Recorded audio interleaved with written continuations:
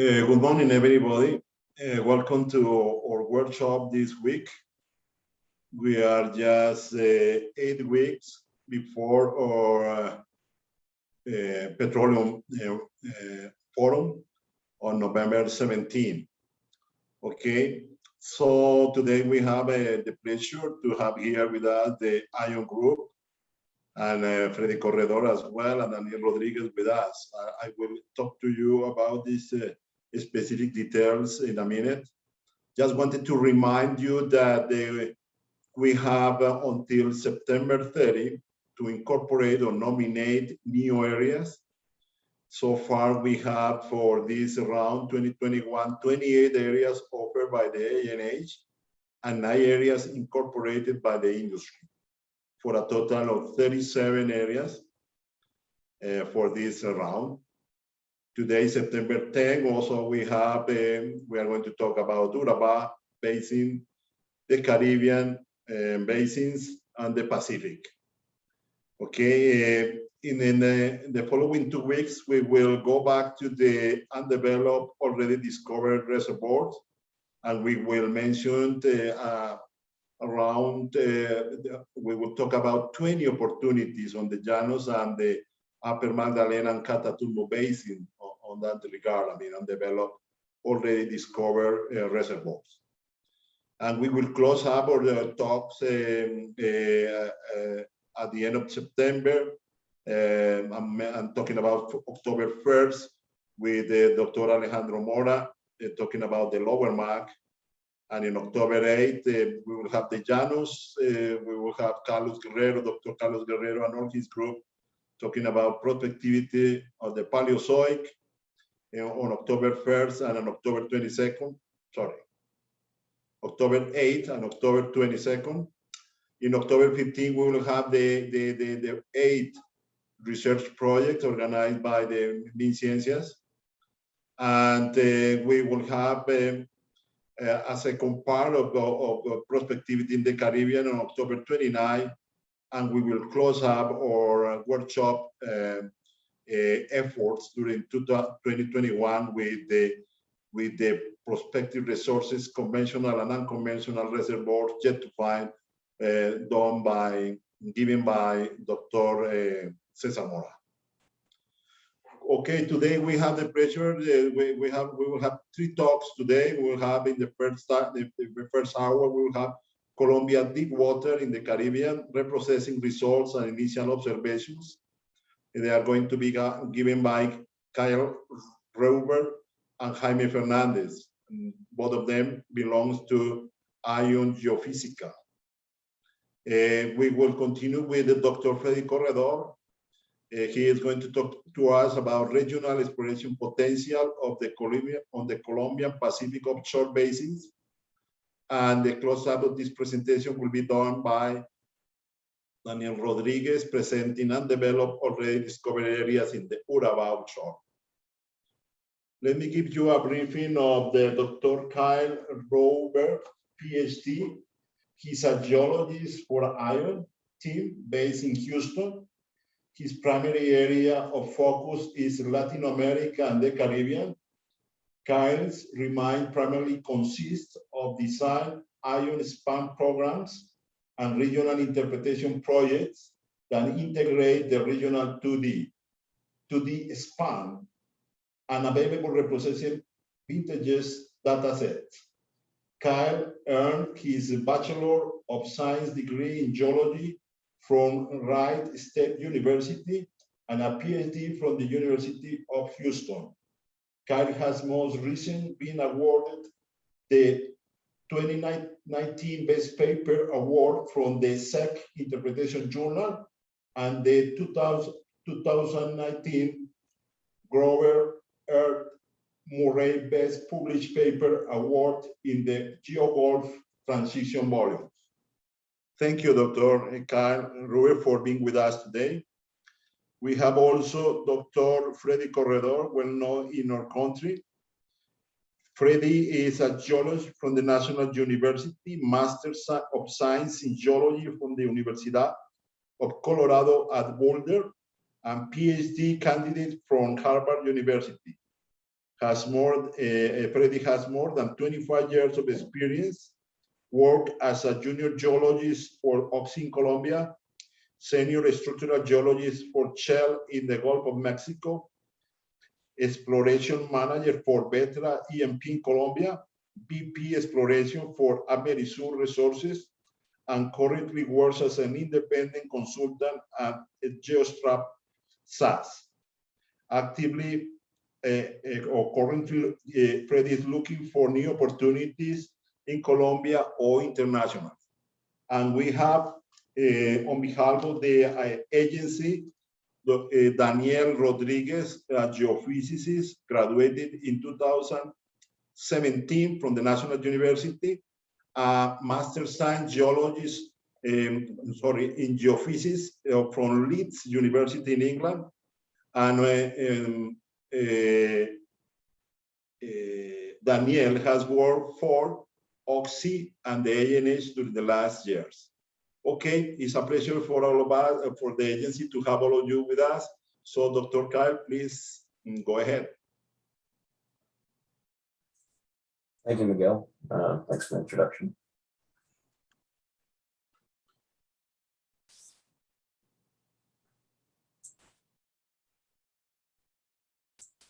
Let me get the presentation up.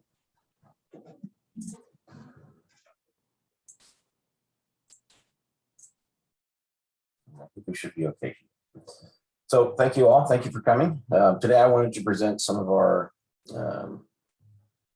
reprocessing results from the deepwater area of Colombia. And I think that, or I hope that you'll be equally as excited as we were when we started to see the results come out of the reprocessing efforts and the project that we're working on with the ANH. So what I'll do today is show you some of the seglides and the initial I guess status that we received them. And then I'll show you the results from our reprocessing from our final PSTM. And then I'll work into some of our kind of technical observations of what we see from a regional standpoint based on our PSTM results.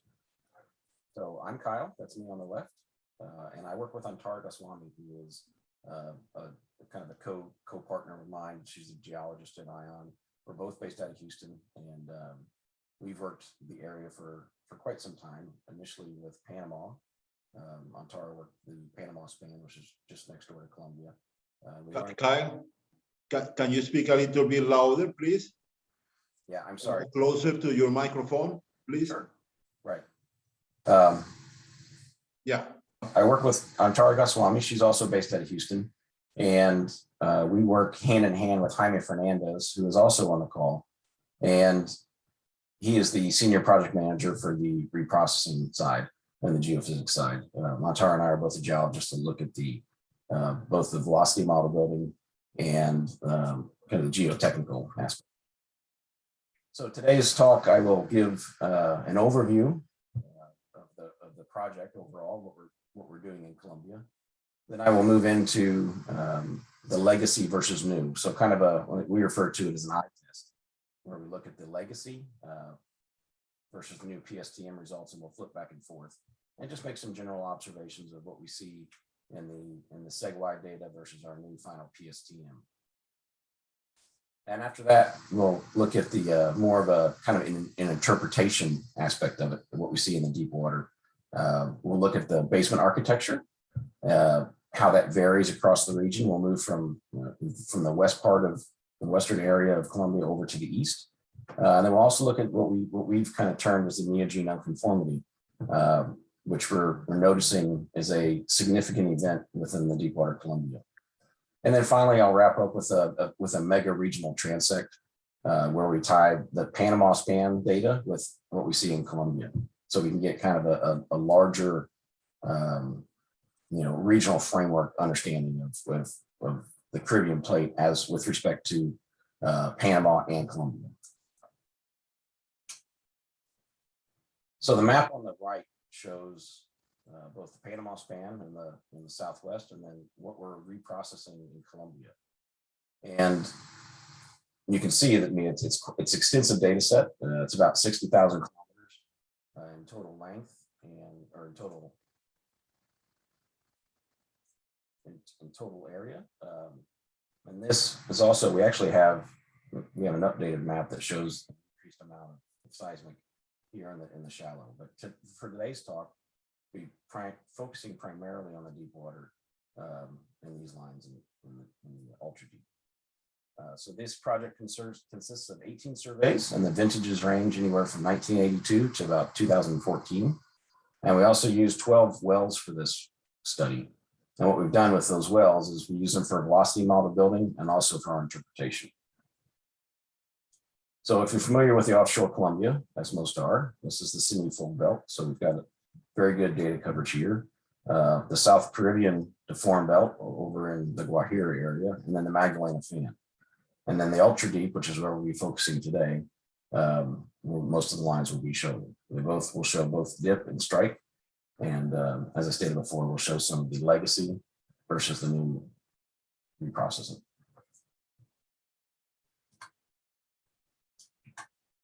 Okay, so this is an example of this is a strike line.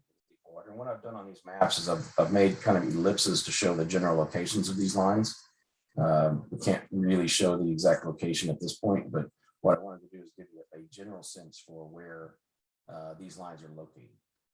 And this is a seg-wide data, and essentially the condition that we received it. So I also want to be clear is that, you know, we could receive these seg-Y and then add some AGCs or do some type of filtering to get a little bit of uplift prior to the reprocessing.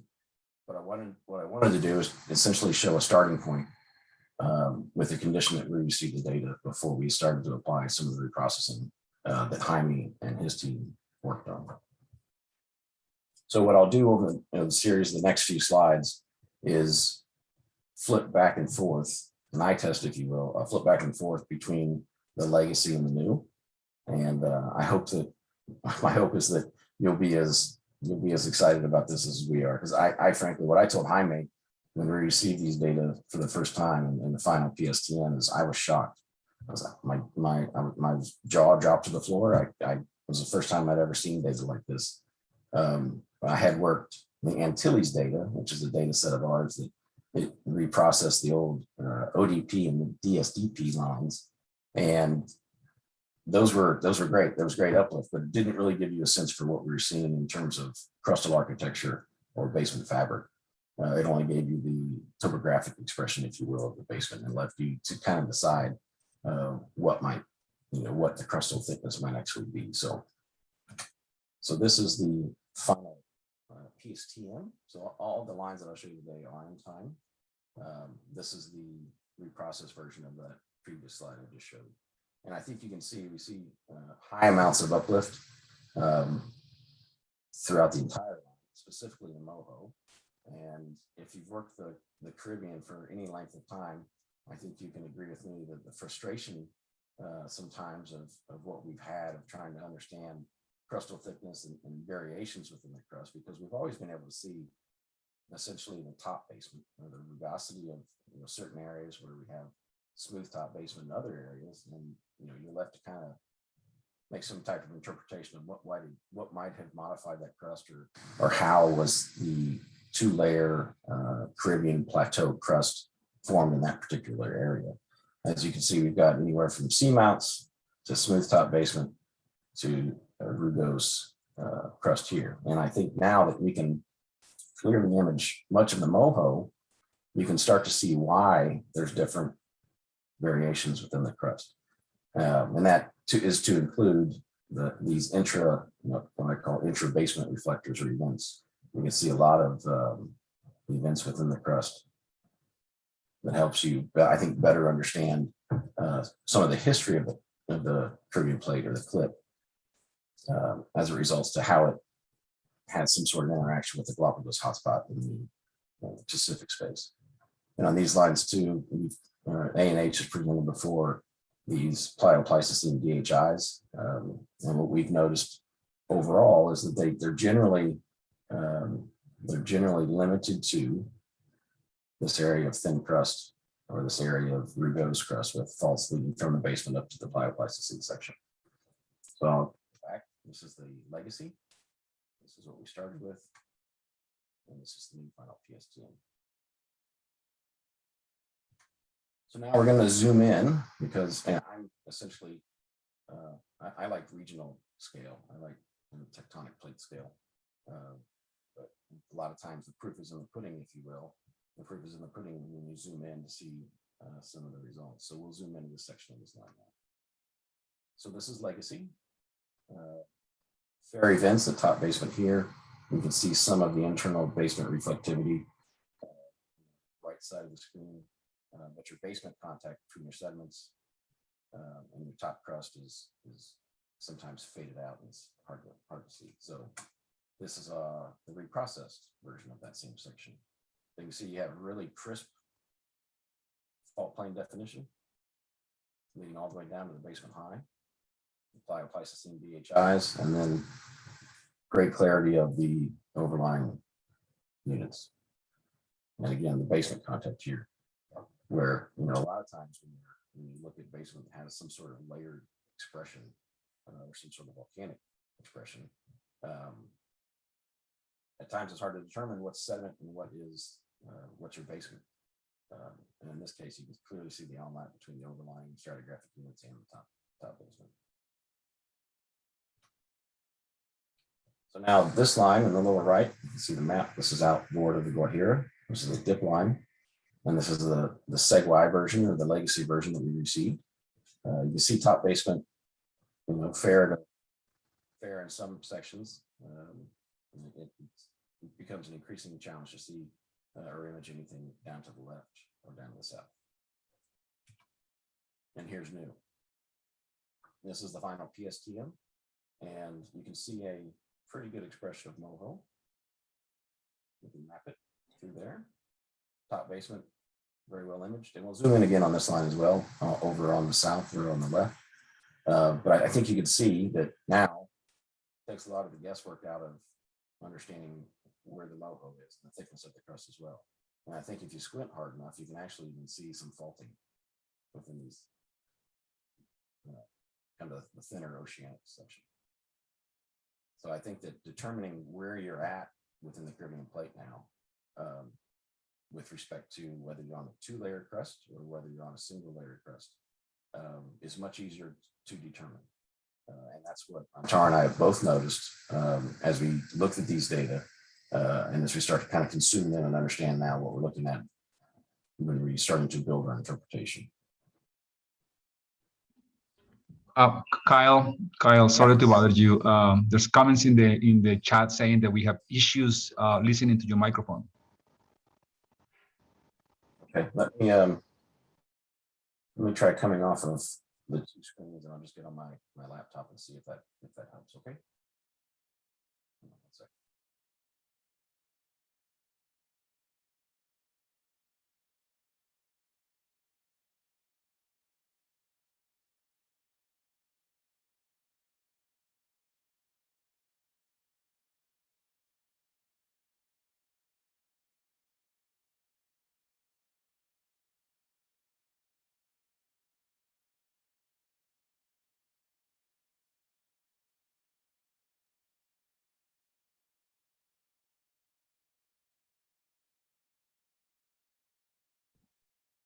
Can't hear you. Cannot hear you.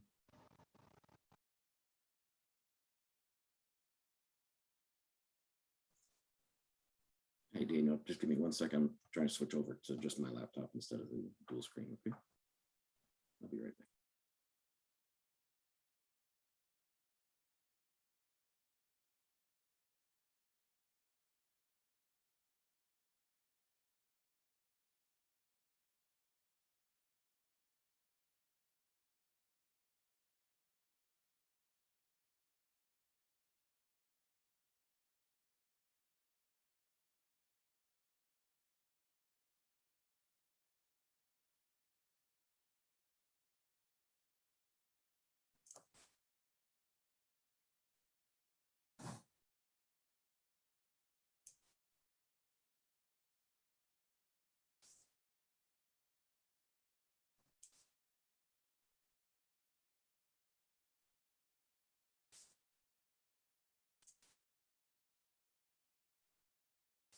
Is this any better?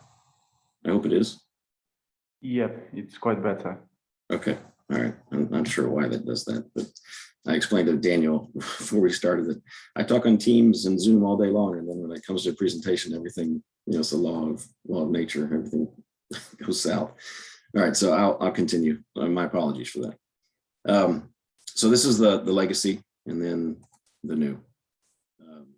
So I think I've gone over this line a bit, but what we'll do next is we'll zoom in to the south, and we'll compare legacy versus new in that section. So this is legacy. You can see it's pretty washed out. It's pretty faded. Really have no definition between what's sediment and what is the top of crust or top basement. You can see some of the shallow stratigraphic units fairly well, but in the deep, you really just can't resolve much.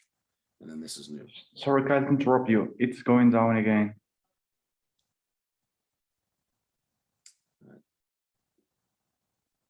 All right, my apologies. I've got the microphone as best as I can get it. Yeah, but it's better. It's better. Go ahead. Okay, sorry. All right, so this is the new PSTM. You can see the moho right here on the right. You could trace it through, and you can see the thickness of the crust, which is about 1.5 seconds for a certain region of what we consider kind of the thin crust of offshore. Let's move on.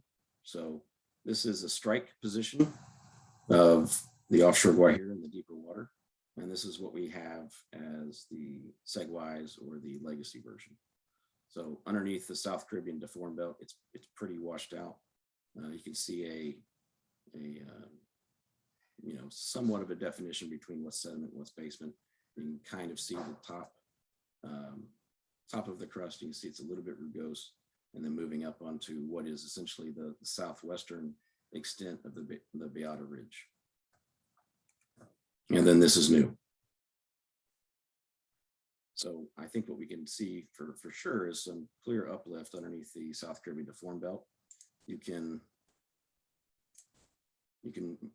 far more easily trace through some of these beds underneath the South Caribbean deformed belt. You do still have some areas that are a little bit hard to resolve, and we hope that we'll see some uplift in that within the depth data when we can apply some velocities based on a velocity model build that we're working on. And you can see some of the thrust, a clear BHR now, or BSR through the top. But in the basement now, where you saw this kind of rugose top crust, before you weren't sure, or I wasn't sure, if that was just the rugose crust or if it was actually a thrust. But now we can see that you have some structure and some thrusting within the basement itself, southwest of the Beata Ridge. Not to mention all of the new, events and the intracrustal reflectors of the Caribbean plate. So now what I'd like to do is move into more of a kind of an interpretation of what we see in some of the deep water. I just have an example below is, what we've done with the final time or the reprocessing. You can see there's really, really crisp faulting, and that's really representative of some of what we've seen with the final PSTM for the project overall. Before I move into that, though, what I'd like to do is reference a newer publication from Garcia, Reyes, and Diamond. And what they've done through their work is they used magnetic field measurements in the Caribbean to identify a paleo spreading center within the Caribbean plate. And what they did is they extracted models from the geomagnetic field to conclude that what they saw was an extinct spreading center with some isochrons that they mapped out on either side of that. And what compared that with is what we have in our project, what we use at ION. And that's we use this free air gravity. It has some filters applied to it. It's a low pass 20 kilometers with a tilt derivative. And this lines up near perfectly with the Garcia Reyes interpretation, where we have this extinct ridge here. Now it doesn't show the magnetic striping or the isochrons that they've interpreted, but the tilt derivative really brings out this kind of paleo spreading center. And to reference kind of where we're at in the offshore Colombia, this is the Hess escarpment. That's the expression within the free air gravity. This is the Northern Panama deformed belt and the South Caribbean deformed belt of Colombia. So Antara and I presented a couple of years ago at a GeoGulf conference, a similar observation using our Antilles data, where we thought that, it was at least some thinned or rifted crust within the Caribbean. But now I think what we see now, it might have actually been, in agreement with what Garcia Reyes and Diamond found in 2021, was actually a paleo spreading center. So let's move on to the observations here. So this is a line, it's a composite line. It goes all the way from the ODP 999 in northwestern Colombia to DSDP 153 in eastern Colombia. And I think what you can tell, if you look at the line above, there's quite a bit of variability within the basement, not to mention the sediment overburden.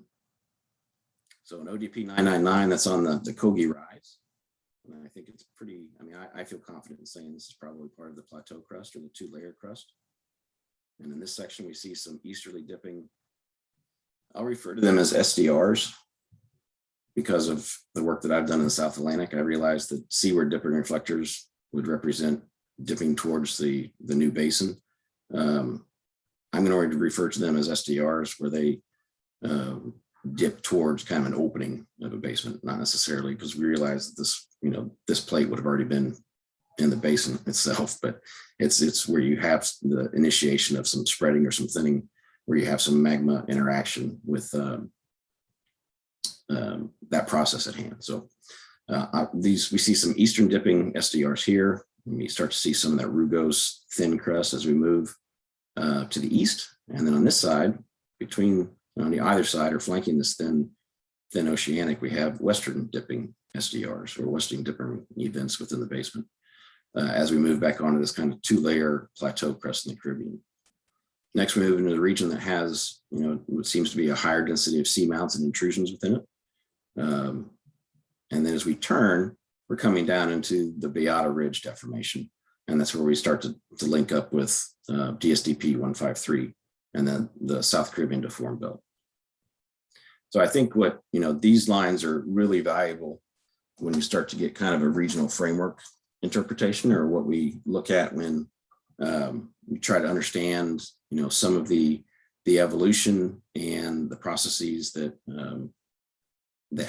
happened within the Caribbean plate as it evolved from its Pacific trek or Pacific journey into the Caribbean space.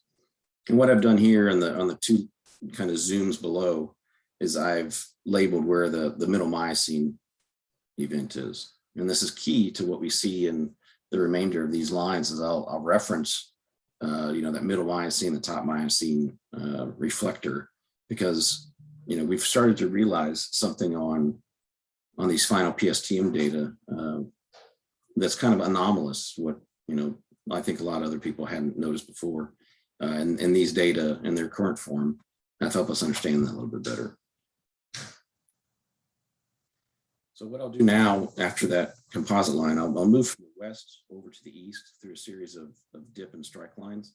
This is the dip line coming out of the CNU up to the north, and then we'll move to the east on the subsequent slides. So this is south is on your left, north is on your right. The CNU fold belt, we're just picking up part of that on your left-hand side. Then we cross what a lot of people have referred to as the Embera Hills. And I've got a zoom in of that below. And this is the top Miocene event that we know was intersected at the ODP 999 well. So we can map that down, and you've got a pretty significant unconformity on top of it.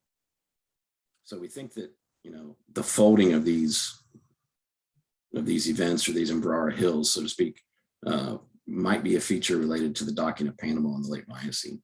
So when you had the Panama block coming through and it docked against South America, that might have been, the mechanism essentially for forming these structures. And then if we move to the north on this line, you see again these convergent SDRs, these dipping events within the basement that both kind of converge in this center, right around where the moho tends to be convex upwards. And then moving to the north, probably back to a two-layer plateau crust, and a lot of modification in the base of this crust. And we've seen that in the South Atlantic as well, when you have these volcanic regions where you've got such a heavily modified base of crust as it had an interaction with some sort of hotspot or or some sort of magmatic activity in the past. It becomes more of a challenge to image the moho in those places. So this is a zoom in of that same line. South is on the left still, north is on your right. And what I've done is I've highlighted the two areas where you have dipping reflectors on either side, but it shows this onlap onto the top Miocene in both sections, and where it's apparently absent in the middle here. So the question is, I guess, we've only started to look at these data. So the question is this a region of spreading?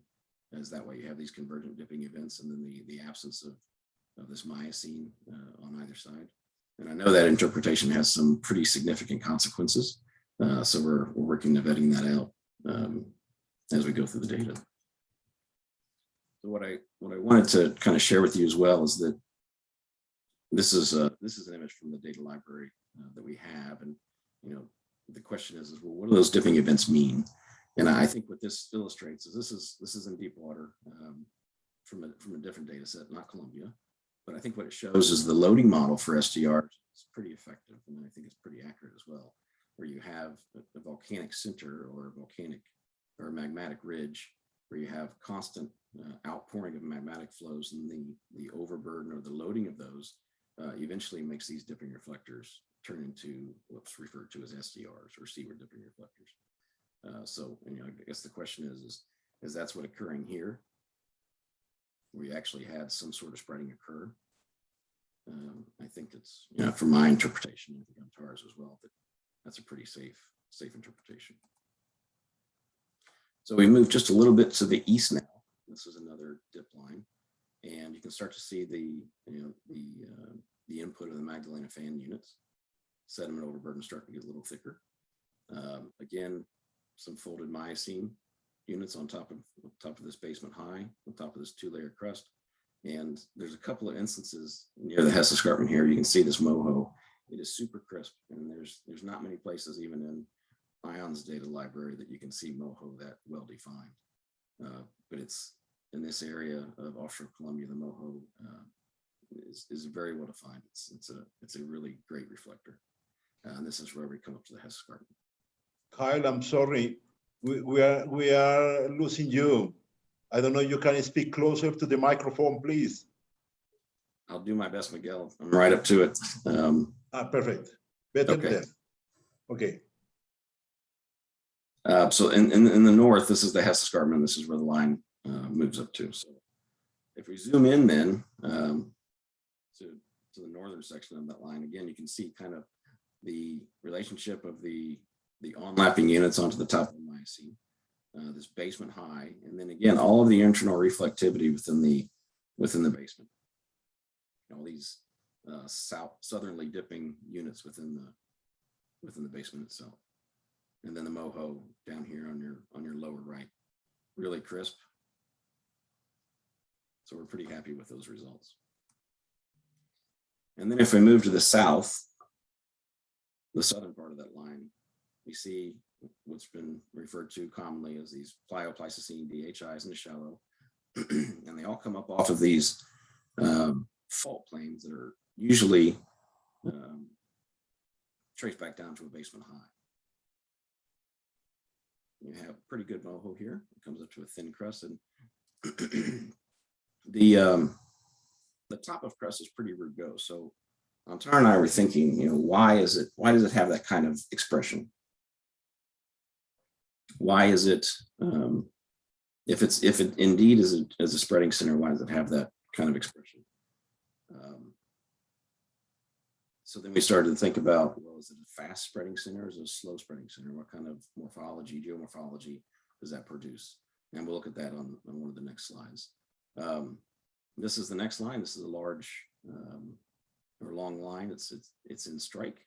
And just to move through it from left to right, we have this area of thin crust, the region of DHIs and Plio-Pleistocene, western dipping SDRs here on the flank of the 2-layer crust. We have a lot of internal reflectivity right next to the seamount. And then we know from some of the early works on the Beata Ridge is that there were two significant volcanic events, one at 97 million years ago and one at 87 million years ago. And those, I think, are recorded here. I think we can see that within the data on top of what I would call, the old Pacific host crust, if you will. You had pre-existing oceanic crust, and you had the interaction with the hotspot, and then subsequent flows on top of that. So I think that's we were able to demonstrate some uplift within the crust to be able to see those two. And you can clearly see now also a lot of the difference in sediment overburden, where you have thin overburden on the ridge, and then it gets much thicker outboard of the Magdalena. So I spoke a minute ago about, what kind of, if it's a spreading center, what kind of rate or what kind of kinematics would produce that kind of, rugose top crust. And it's been, studied fairly well, the mid-ocean ridges. Fast spreading centers usually create a more of a smooth basement topography, whereas a slow spreading ridge creates more of a rugose topography.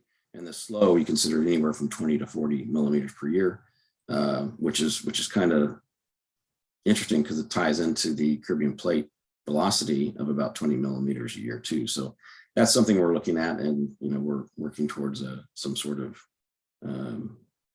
interpretation of how those two might be related. So now we'll zoom in right on this side of the basement high. Next slide. So what we've noticed over going through some of these data are these mass transport complexes. This is the largest one by far that extends out to deep water. It's about 350 kilometers wide, all the way from left to right here. It extends all the way back to the Magdalena fan. It's quite young. But what we've done in some of our initial mapping is there are some deeper events that we can map as well. And there's multiple mass transport complexes near to the Magdalena fan. And what we've noticed here in this particular line section is there's some very recent deformation related to the Beata Ridge. So you can even see, even younger than the mass transport complex are some folds and some activation of these faults at the Beata Ridge in the east. So next line, this line is parallel to the Hess Escarpment. And I'll reference again the well-imaged MOHO. You can trace it fairly well all through here. And if you squint hard enough, and if you look at the line long enough, you can start to see some trends within the basement. And when I first looked at this line from a distance or the scale, similar to this, I said, well, that's just a lot of seamounts, right? We know there's seamounts in the area, and there was quite a bit of magmatic activity. But if you zoom in, which we will on the next slide, you'll see there's a lot more going on than just seamounts and intrusions. So if we look at this section on the left, or on the western segment of the line, you'll see that it's actually a large thrust where we have these Miocene units that are riding on the back of this high angle thrust, and then subsequent onlap on top of that. So I think what that indicates is there's actually some thick skin deformation happening along with the Hess Escarpment that maybe wasn't captured before. And I think we can clearly see it now. And then on the right side, just west of the Beata Ridge, we see where there are some genuine seamounts and volcanic intrusions. And that seems to be an area that has higher density of intrusions than maybe the area to the south. So for this line, I've interpreted it on the next line, but I wanted to just show, I made the comment earlier about the challenge in resolving MOHO, where you would have had previous magmatic interaction between the base of the crust and the hot spot. And this is a good example. So we found a little bit of a challenge to image MOHO here, but with the density of lines and surrounding lines, we can still have a moderate level of confidence in mapping the MOHO discontinuity. But I think within this line, you can also see maybe trace some faults. This is the South Caribbean deformed belt on your right in the south, or I'm sorry, on your left in the south. And then I mentioned on a previous line about the two different magmatic flows and what we might see as captured within the basement. And I think that might be what we see here. So here's the interpreted version. I think see a couple different generations of flows, some faulting in the top basement, and then a massive thrust coming out of the South Caribbean deformed belt. So really thick skin deformation here, a little bit, say, thin skin deformation here on the top of the crust, related to the shortening between the fold belt and the Caribbean plate. And then if we zoom into a line that's just adjacent to that last line, I wanted to show really the definition we're starting to pick up in the South Caribbean deformed belt. This is a post-Miocene mass transport complex, and you can see it pinch out on top of the older units here. But you can see these really well imaged faults coming through this imbricate thrust complex of this mass transport complex within the base of the deformed belt. So it's images like these just kind of continually blow us away about what we're able to resolve now. The other thing we've noticed is you have these, the faults that comes through this mass transport complex that are apparently leaking up into these little DHIs in a couple different sections. And this mass transport tips out here, DHIs again in the overlying units. All right, so we're just about ready to wrap up. What I wanted to do, kind of to tie everything together, was to show this. This is a mega regional composite line, and essentially it goes all the way from Western Panama all the way to the Beata Ridge. And this is something that Antara and I presented again. It was at that GeoGolf convention a couple of years ago, where I think what we see in Panama is kind of a fan-like opening within the Caribbean plate, or radial spreading, so to speak, and that's been documented. It's even occurring more recently in the Pacific space around the Galapagos hotspots, where you have these radial spreading events or features. And I think that's what we see in Panama, where you have, at a different scale, you can more readily resolve these SDRs. These are conjugate SDRs, is what I used to call them. And this is kind of the spreading center, which relates to this dotted line coming down through the middle of this diagram in the lower left. And then you come up on the Imbrar Hills. This is the, we're looking at, again, I think this is the 2-layer crust here, where you have the old Pacific origin host crust, if you will, that's overlain by some of the magmatic flows related to the Galapagos hotspot.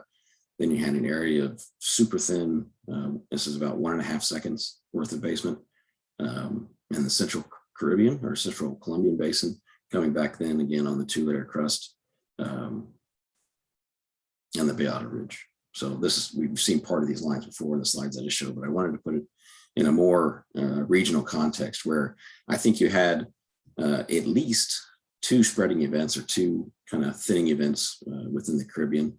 One is captured here in the Panama Basin, and then another one in the Colombia Basin. And I know that, part of what I've shown is that on lap 1 of the Miocene, there are some serious implications with an interpretation that comes with post-Miocene spreading. So we're working through to try to finalize, I think, what we see in the data that we have now. And I just wanted to return, what we've shown is kind of this region that may be absent of the Miocene out in the deep water space. And it kind of ties all together. I think this, what we see in the data, kudos to Reyes and Diamond, because they made this observation just from magnetic data, and now we're seeing the same thing in the seismic, which is obviously closer to the truth, as you can see and observed in actual reflection data. So that's all I had today, and I will hand it over back to Daniel or Miguel. We can, I think, take some questions. I apologize for the audio issues. This is like every time I get on to give a talk, something happens from a technical standpoint, but it works perfect every other time. All right, Kai, thank you so much for that amazing presentation. Amazing reprocessing. The imaging is just incredible. So if any of the attendees got any question for Kyle, or got any question about velocity models or reprocessing stuff about some processing sequence, or got a question about the geological framework of the area that Kyle had explained, just this is the moment for asking in the chat section. So I'm sure Kyle and Jaime will be glad to answer the whole questions.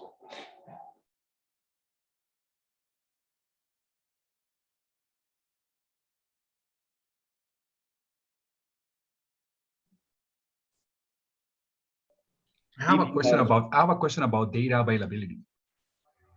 How is this data available? I mean, the reprocessing versions of this data, how is this available to the companies or to the public?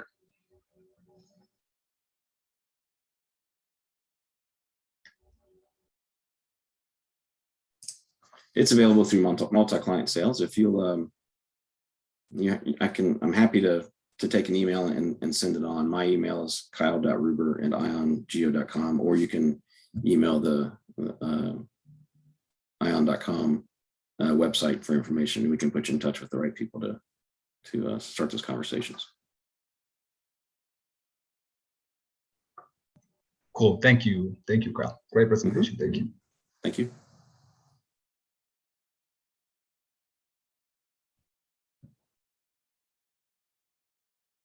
Is Marco Suarez asking if you performed any 3D seismic reprocessing, or the reprocess, the whole thing was only focused onto the seismic lines? Right now, we've only worked on the 2D data. I'm aware that there are some 3D data sets out there, or 3D surveys, but right now, the project is centered just on the 2D data itself.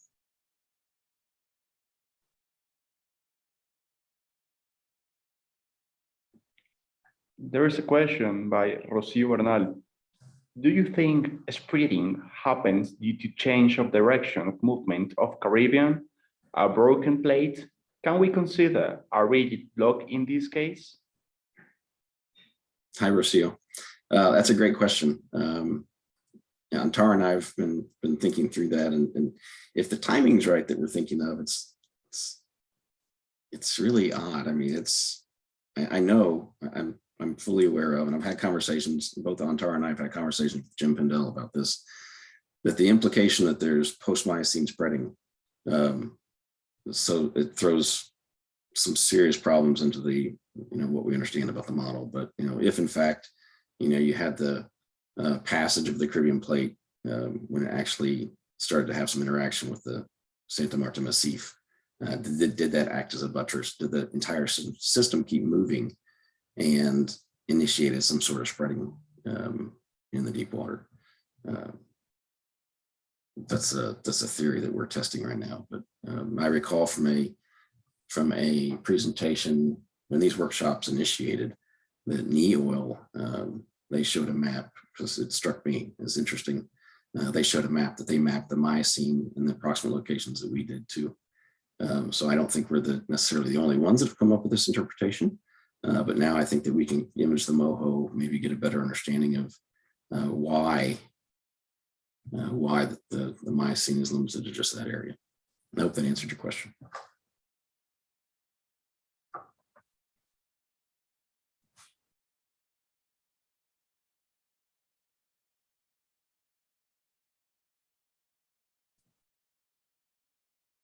A.G. Coleman is asking, is the spreading in Panama that you propose the same timing as the spreading in Colombia that you discussed? That's not how we interpret it. I mean, if you can still see my screen. So that Miocene onlap is about right here. And when we only had the Panama data, which was just the section over here, it was curious. I don't think we quite understood it. But we know from 999, the borehole, we know where the Miocene's at, and we can map it down here, even through the Panama data. That section's about right here. So you follow that down and come across Panama. I think we have a pretty good indication of where that top Miocene section is at. But what we can't do is follow it with any confidence over to the Colombian Basin. So, with that interpretation, that would imply that the spreading that occurred in Panama was prior to, and probably in the Pacific space. I've dated it, I think latest Cretaceous. That's kind of the way I looked at it when I made the interpretation a couple of years ago. But no, I don't think they're coeval. I think that the spreading of Panama happened prior to, and obviously with a lot more magmatic influence than what we see in Colombia. So that would indicate to me it was probably closer to the hotspot in the Pacific space. Okay, we got a couple more questions. One by Luis Carlos Carvajal. What is the crustal nature of the Embera Hills? Is it a remnant of the Caribbean Plateau or stretched continental crust? Hi, LC. Thanks for the question. So I guess when I look at the Embera Hills, mostly in the Panama data that we have, I personally don't see it as a remnant of continental. I see it as a two-layer plateau crust. I mean, if we in some other line sections, right around the on the Panama side, you can see quite a bit of internal reflectivity of dipping events that converge on each other. Some that only dip to the east and towards Colombia, and some that only dip towards the west and Panama. But I think it's where there was an intensified amount of magmatic activity, but because of the folding and the unconformity on top of the Miocene, I think that the folding was related to the docking of Panama, because they seem to be linked in age. Okay, there's another question by Brian Prost. How do you distinguish spreading centers from transfer zones in the thin crust areas without using 3D seismic? Well, it's actually, hi, Brian. Thanks for the question. That's a great one. We don't have 3D, so we're left with what we can interpret or what we think we can see in 2D. I just know that it's a very wide zone. I'm not comfortable with such a, I think it's about 250, 300 kilometers wide of what we can see. So I haven't found a transform or a fracture zone of that width in any of the other data we've looked at. Usually they're 40 to 60 kilometers wide. And these tend to be, or this area in Colombia appears to be 4 times that or so. So just our interpretation so far. And you're right. I mean, I know others have access to the 3D, which just helps significantly, but our interpretation could be off. Okay, we got a couple more questions. One by A.G. Coleman and one by Marco Suarez. The question by A.G. Coleman is, the OTP 999 well had Cretaceous section. Do you think there is any Cretaceous sedimentary section over the basement in the thin crustal areas of Colombia? I knew someone was going to ask me that question. Well, if we don't have Miocene,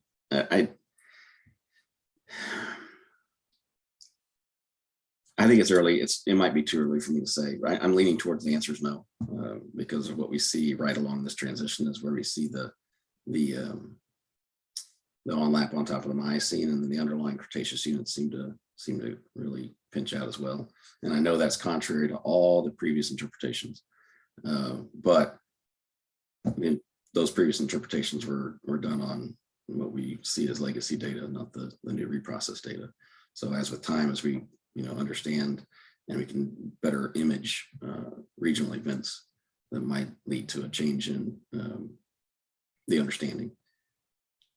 So I don't want to ride the fence, but those are my initial observations. Okay, so I'm going to read these 2 questions because I think they could be answered. Marco asked, is there any time or would be any time that you would have a 3D interpretation and maybe reprocessing? And Edgar asks, please give us some details about the direct hydrocarbon indicators that you found in some of the seismic lines. With respect to the 3D survey, those are discussions had with business development and people above me. I'm the geologist that just works the data after we receive them, but you know, I would say look for press releases if things like that progress. With respect to the DHI question, that's interesting because that kind of ties into the, well, do you think the Cretaceous is on the area of thin crust? So the DHIs, if in fact the, you know, the lack or the absence of Cretaceous is in fact true, the DHIs appear to be only over this area of thin crust, or limited to some degree. And what that would imply is that it would be post-Miocene source rock, which was in fact tested in 099. There is some neogene source rock or organic content within that well, and it would have been shallow, right, on the Embraer Hills, but much deeper, and then probably just on top of the thinned crust area. So I guess, I mean, that's a question that I can't directly answer just from seismic, but if that's the case, you know, it does beg the question, are those DHIs related to that neogene organic source that was tapped in 999? There's another question by Brian Frost. We got 3 minutes for more questions. Have you seen, Kyle, any class of ABO4 in the thin crust area? We have not done an ABO analysis, not yet. We are. It's a substantial amount of data, combined with moving on to PSDM products. So I haven't. That's a great idea. As we dig into the data and start to interrogate it further, is to do an ABO analysis. I think the ANH has done studies like that, and probably, you know, Brian, you guys back when you were in the basin, but that's not something we've pursued just yet. No, at the moment we haven't performed any ABO or QI studies into any seismic data so far. Okay. Because we are intending to maybe perform some studies of attributes and using maybe reprocessing that will be ABO friendly into some of the 3D seismic volumes that are available into the coastline of the shore of Colombia. But that will be a project maybe for next year. But fortunately, all we hope that we got some sort of data and the reinterpretation and reprocessing based on maybe going beyond the classic interpretations. So if you got any other question.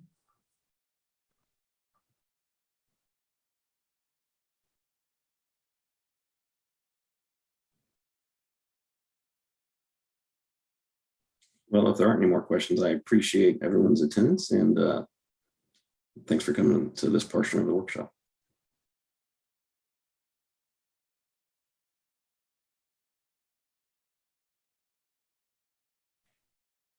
If you are watching this presentation later on, or you got any other question that maybe you forget to make during the chat, you can refer all those questions to maybe Carl Robert email, or if you want to directly to our email by the ANH that I'll be posting into Freddie Corrado's presentation.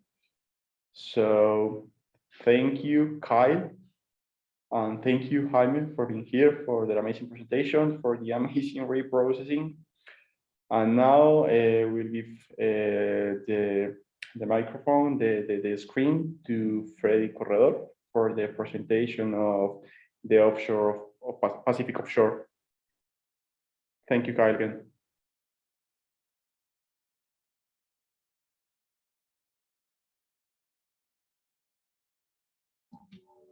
Okay.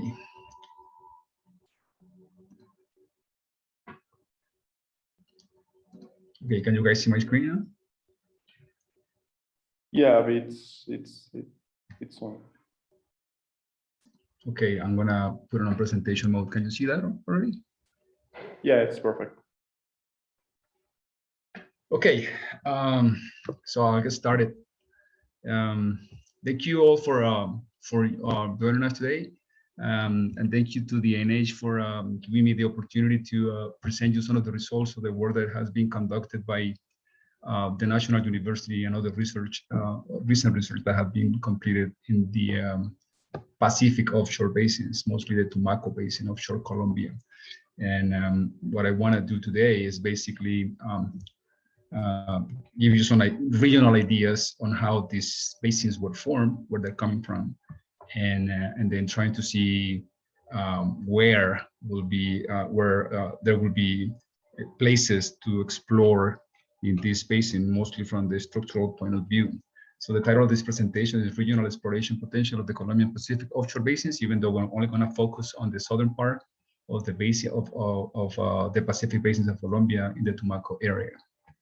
I'd like to start my presentation with the conclusions, so you guys will know what I'm going to be talking about. So there's two main structural domains that have been identified. There is a basement involved accretionary prism with high sedimentation raised to the north, what I call the Gorgona Basin. It's north of the Garrapatas fault system. I'm going to tell you in a couple of minutes what I mean by that. There is a basement involved accretionary prism with lower sedimentation rates and gravitational collapse to the south of the Garrapatas fault system, where the Tumaco offshore basin is located. The seaward propagation of the basement involved thrust wedge is the driving process in the formation and the evolution of the polar basin systems in Western Colombia. There are extensional structures that are due mostly to the thrust wedge propagation, similar to what happens in Peru, and probably due to a slab rollback or a slab release. In this model, the outer arcs appears as a frontal duplex, Tumaco and the Gorgona Heights, whose growth is responsible for gravitational normal faults and the production of a large amount of Pliocene and Pleistocene deposits in the trench slope basin. There's three types of exploration plays that we identify in this region, including extensional fault systems associated with the slab rollback. Mostly in the southern structural domain. There's early reverse faults related anticlines in the northern domain and stratigraphic traps all over the place. And although the source rock and material information is still lacking in the area, it is suggested from oil slicks and other data and analogies from the Peruvian 4R basins that there's exploration potential in this region of Colombia. So this is the regional area of the study. As I mentioned earlier, most of the things that I'm going to present today were included in the report that was completed by the National University last year on a study that was contracted by the ANH with other universities. I had the fortune to be able to work on the seismic interpretation of the Tumaco, San Juan, and the offshore basins. So most of the figures that I'm going to show you are included in the report that was presented to the ANH, and there's some data from other authors, like this figure is taken from a master's thesis from a student, Luisa Fernanda Campiño, from the University of Stavanger in Norway, and basically showing the area of the data that I'm gonna be showing you. So here we have the offshore. Let me change to laser. So here we have the Gorgona area. This is the Garrapatas fault system that is dividing the Pacific region of Colombia, offshore Colombia. There's to the north, we have what I call the Gorgona Basin, and to the south, we have the Tumaco offshore basins. And the study included some seismic interpretation in the San Juan Basin to the north and the Tumaco onshore basin to the south. And we also did the interpretation was about 10,000 kilometers of 2D data on the offshore portion of the Colombian offshore. This is a subdivision that was of the basins in the Pacific region. This is presented by Borrero et al. In 2012. Again, everybody mentioned this Garrapata fault system that it seems to be separating the San Juan Basin from the Tumaco onshore basin to the south, and also divides the offshore basins in the Tumaco offshore and the Chocó offshore. I call this the Gorgona Basin. I'm going to show you what I mean by that in a minute. However, after doing the seismic interpretation of this data, it's really hard to really map what they call Garrapatas fault. It's a very diffuse fault system, and because there's a bunch of basement blocks that are spread around the area, it's really difficult to define what they call Garrapatas fault system. There's clearly a strike slip system that is dividing the San Juan and the Tumaco, but it's not clear at this point what the real geometry of this fault system will be in the offshore version, and that requires more work. This is to the right, regional free air gravity anomaly map, showing the distribution of some of these basement highs in the offshore basins. So here we have the Gorgona Remolino Grande high, where the Gorgona Island is. This is basically Cretaceous marine rocks that are being accreted to the continent. And here we have the Gorgona Island. Here the Tumaco onshore basin that basically extends a little bit of shore in this part over here. So what they call Tumaco offshore is just is mainly the northern extension of the Tumaco onshore basin. Here, what they call the Garrapatas fault system. However, again, it's not clear whether the Garrapatas will be limiting the Gorgona high to the west, or you can extend it all the way to the trench like depicted here. So it's really hard to know what the Garrapatas fault system really is. Then you have the San Juan basin to the north, and the offshore extension of that basin is called the Chocó offshore. I call it the Gorgona Basin in this region where there is a depot center.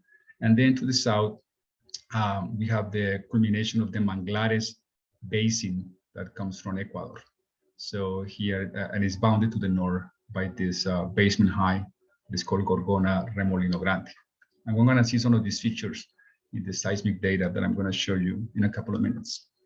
This is a map that was presented in that report that is taken from Longstead in 2005 that shows basically what the configuration of the seafloor, the age of the seafloor today is in the Pacific. So here we have the Nazca Plate in this region, and the Cocos Plate to the west against going beneath Nicaragua and Costa Rica and Panama, and then going beneath the Colombia Trench and the Ecuador Trench is the Nazca Plate.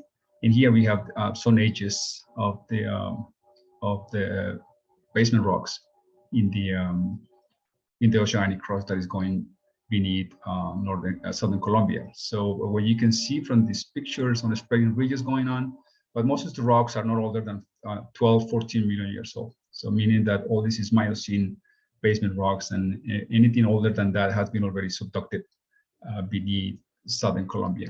And that is important to try to understand the ages of some of the deposits that occur here near the trench. Here you see the GPS data showing the way these blocks are moving to the east or northeast, probably due to the obliquity between the spreading in the Nazca Plate with respect to the boundaries in the Colombian Andes that are, they're not absolutely normal but oblique, and that causes this angularity of the GPS data.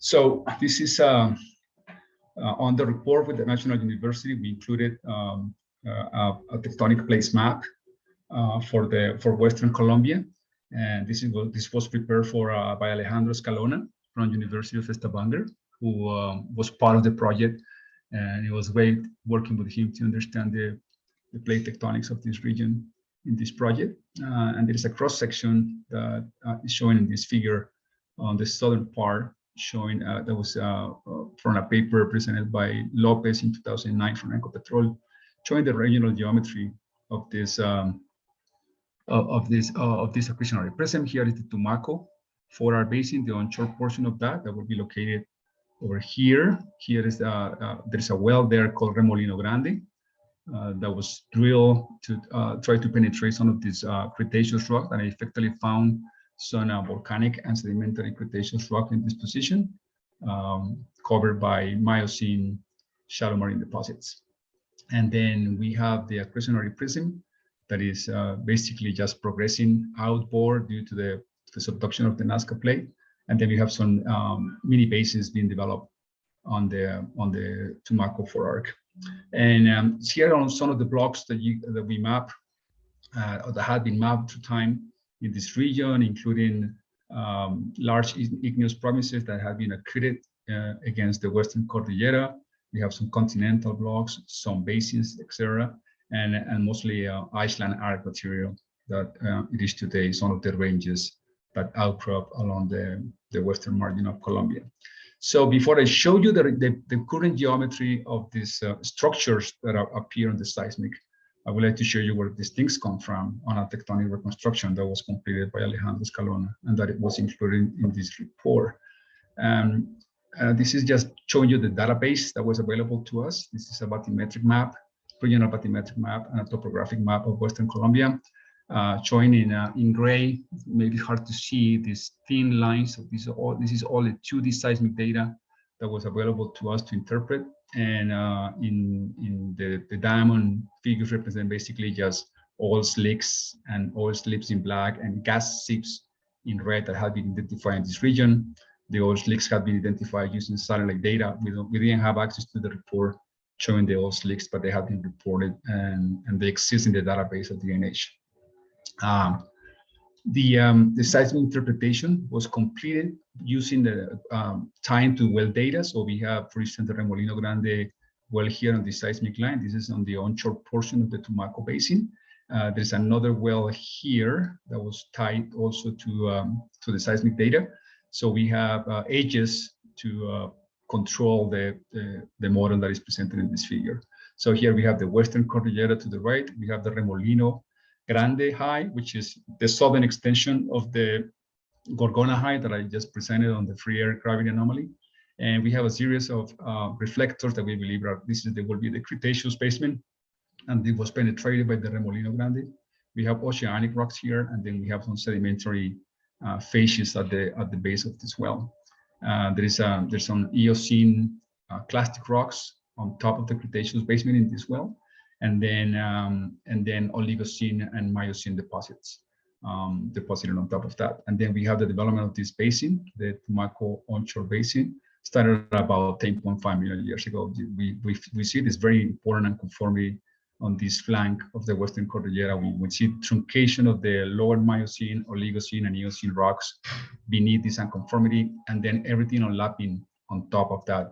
That means that this uplift was very strong at about 10.5 million years ago, and then the basin started to develop and everything overlaps on the flanks of that. So that tells something about the story of this region during the Miocene mostly. And then we extrapolated that into the offshore part of the basin. So here will be, if we go back to the previous line, this flank of the Tumaco onshore basin extends to the north, and we see that flank on the Tumaco offshore basin here. So basically what we are saying is that the Tumaco basin extends offshore, and the Tumaco offshore proper is nothing by the northern extension of the Tumaco onshore basin. So that flank is here. This is the 10.5 reflector.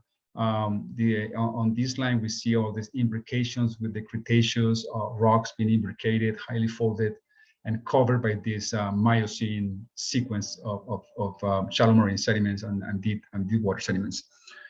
We see some interesting amplitude anomalies and imbrications with DHRs and all over the place. And so it's very interesting from the structural point of view. I'm going to show you some details of these lines in a minute. What is interesting in this line is the thickness of the Miocene sequence on the accretionary prism on the external part of the system in the Gorgona, what I call Gorgona Basin. Then we have the Gorgona High on this position. This will be the northern plunge of the Gorgona High. So the Gorgona Island will be seen on these Cretaceous rocks farther to the south here, the Gorgona Island on this position. And basically the explanation of this Gorgona High is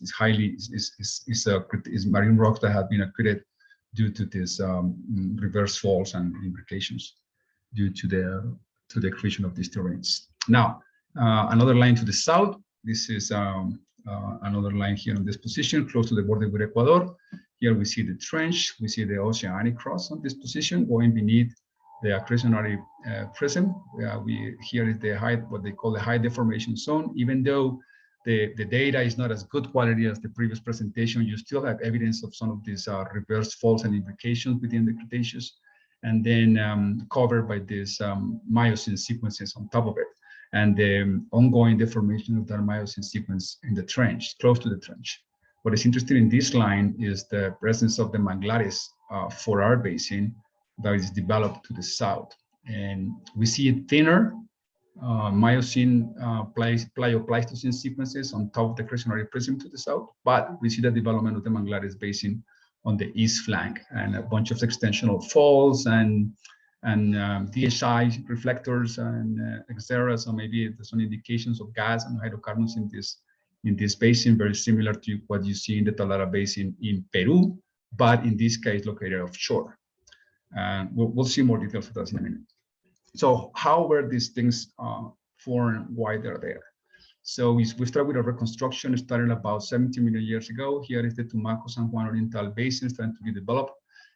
Here is an island arc. It's called here is where the Tumaco San Juan basement will be located at that time, and this island arc will be moving eastward and start colliding with northern Colombia. Here we have the Caribbean plate that's going to start moving to the north.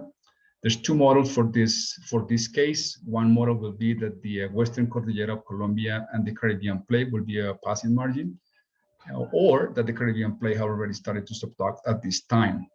The difference between the two models would be obviously better preservation of source rocks for model A and not much preservation of source rocks on model B, because everything will be just being subducted beneath the Western Cordillera. And it's very hard to differentiate those two models at this point because of the high deformation. A little bit later, about the Paleocene, early Eocene, between 60 and 50 million years ago. Now we see on model A, the option that the Caribbean will be subducting beneath the island arc of what is today the Western Cordillera, and or that the Caribbean will be subducting eastward beneath the Western Cordillera of Colombia, and then we have a subduction zone to the west of the island arc.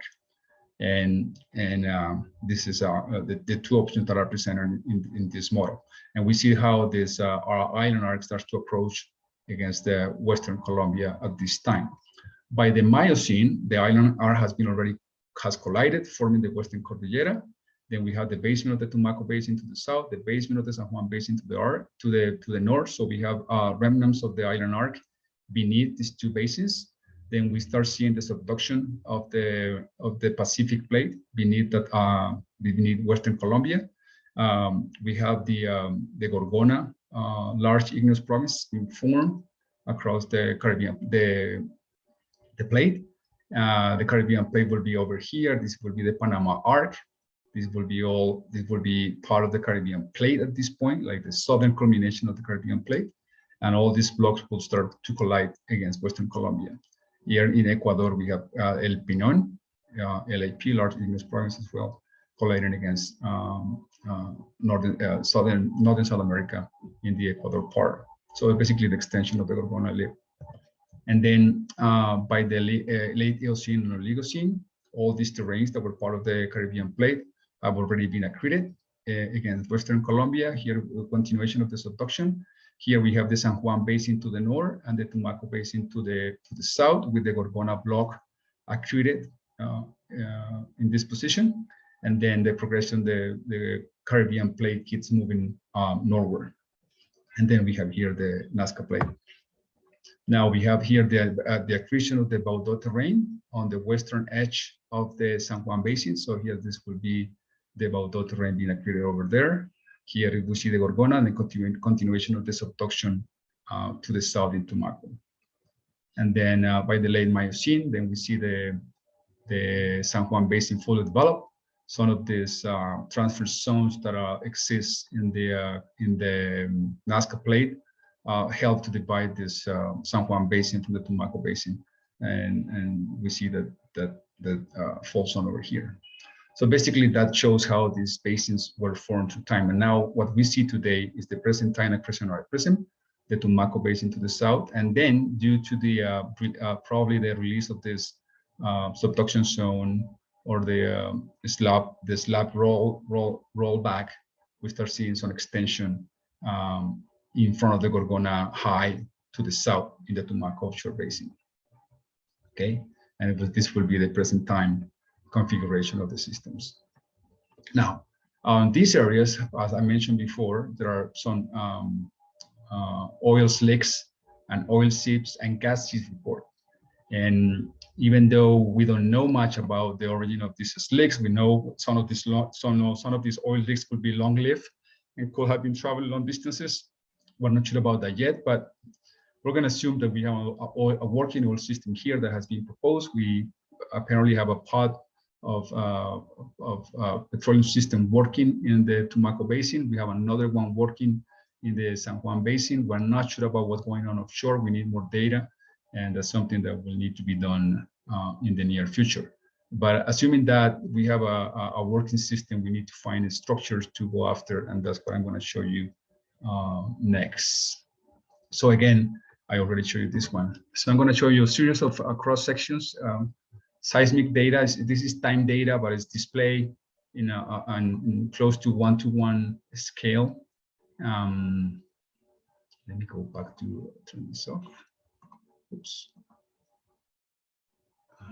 Interruption. Okay. So here to the west, we have this DSRs, probably showing this on the oceanic cross of the Nazca Plate. Here at the top of the basement, some Miocene and Pliocene deposits. We see the imbrication close to the boundary between the oceanic rocks that form the overriding plate, the Nazca Plate going beneath it. We see a series of imbrications with all these DHRs happening on shallow, very shallow, close to the seafloor. We see a very thick sequence of Miocene and Pleistocene sediments on this part of the basin to the north, which is very different to what you see to the south, with a bunch of amplitude anomalies, etc., on laps and down laps. And then close to the San Juan Basin, we see this extensional faults with the basement height. This will be the northern plunge of the Gorgona area. And then here at the Tambora well, that was basically drilled on the western flank of the Tumaco Basin proper. The next line to the south, same story. So here we have the top of the oceanic cross going beneath the subduction zone with a series of DHRs that have been folded on the leading edge of the deformation belt. Now we're going to start traveling east. We see all the imbrications with all these West Virgin reverse faults. And we have a bunch of DHRs here, like this flat spot over here, and a bunch of amplitude anomalies, probably related to this, depositional systems that can be observed in this region, mostly deep marine turbidite systems. Then we have this Cretaceous basement blocks that have been lifted by all these reverse faults, some of these with a strike slip component. And then when we get closer to the shoreline, we see the western flank of the Tumaco Basin with some reverse faults and some interesting anticlines that so far had not been tested. The next line to the south, this will be south of the Gorgona Island. Here we'll see this different reflectors of the oceanic cross, probably related to maybe some of these transfer zones on the spreading ridges of the Nazca Plate. Again, we see the trench and the imbrication of these Miocene, Pliocene sediments, highly imbricated system with back troughs and wedges. We see the Cretaceous basement wedging before the subduction zone.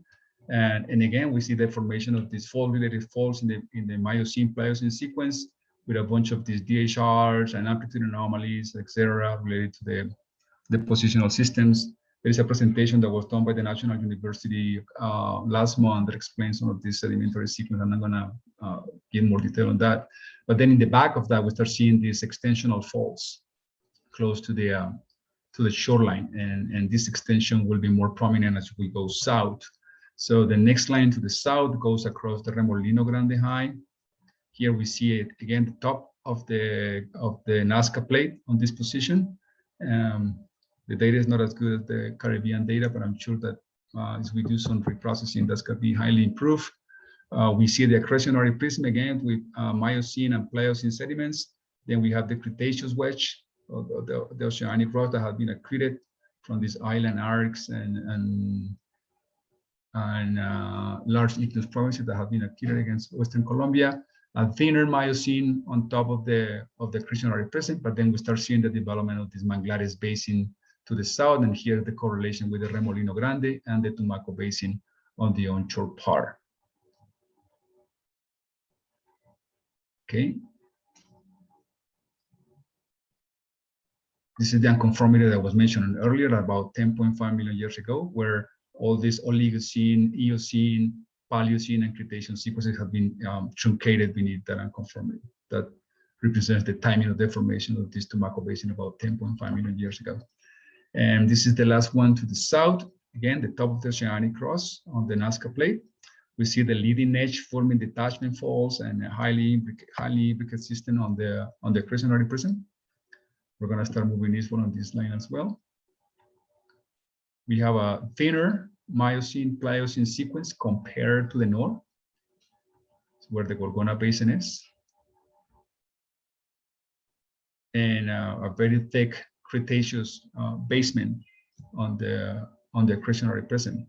And then on the back of that wedge, what we see is the Manglares Basin with all these seismic amplitudes and extensional faults. This is very similar to the Talara Basin in Peru, but in Colombia will be located on the shallow water. And here the Tumaco Basin, on the onshore Tumaco Basin to the south. There's no very good data on that region. Okay. So if we map the basement, this will be the geometry of the basement that was mapped in that interpretation. So here we see the Gorgona High, and that high extends to the south into the Remolino Grande High. This will be the geometry of the Manglares Basin, which was the last basin that I showed in the last line. This will be the geometry of that basin. I think this is highly prospective, especially very similar to the Talara Basin in Peru. Here will be the Tumaco High, which will be this highly imbricated Cretaceous basement rocks on the Crescenary Prism. There is another high called the Patia. This will be the Fort Deep region, and this will be the Gorgona Basin, where we saw this thicker Miocene and Pleistocene sediments located. This is taken from Luisa Fernanda Campino's master's thesis, showing the structure and the thickness of some of these sequences going from Palogene. So here again, the Gorgona High over here, the Tumaco High, and the Manglares Basin, and then to the north of what they describe as the Garrapatas fault system, we'll have the Gorgona Depot Center. So this will be maybe a better place for maturation of hydrocarbons, but still don't know whether we have a preservation of any source rocks in this position. There's more Cretaceous rocks to the south, where maybe we could have some Cretaceous source rocks feeding hydrocarbons to this mini basin, the Manglares mini basin to the south. This is the Middle Miocene, again, the Garrapatas fault system in that interpretation, but again, as I insist, it's not very clear whether that fault really exists or it just culminates against this western flank of this Gorgona High.